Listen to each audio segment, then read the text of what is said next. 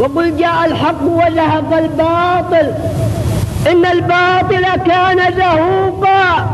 ويقول بل نضرب بالحق على الباطل فيدمغه فإذا هو زاهق. ويقول وأما الزبد فيذهب جفاء.